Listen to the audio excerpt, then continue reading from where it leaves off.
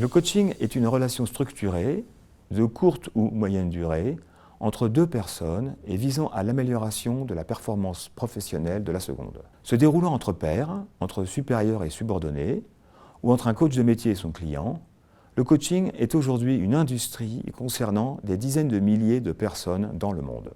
L'intérêt grandissant pour le coaching s'est accompagné d'une croissance de la littérature sur le sujet.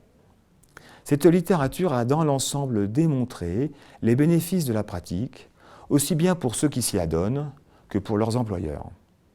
Cependant, malgré leur richesse, les études existantes sur le coaching ne permettent pas de saisir précisément le mécanisme par lequel l'amélioration de la performance du coaché se produit. En ce sens, le coaching reste une boîte noire.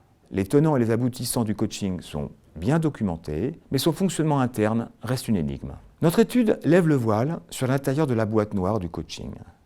Son point de départ est que le coaching est essentiellement une conversation entre le coach et le coaché. Nous montrons que cette conversation, si elle veut maximiser l'amélioration de la performance professionnelle du coaché, doit respecter des principes philosophico-linguistiques connus depuis Platon et successivement clarifiés par Karl Bühler, Karl Popper et Richard Weaver, ainsi que par Robert Spillane, un des co-auteurs de l'étude. Ces auteurs décomposent le langage en une hiérarchie de 5 grandes fonctions, de l'expression à la promesse, qui peuvent chacune s'activer suivant 2 valeurs opposées, appelées noble et ignoble ou encore vil.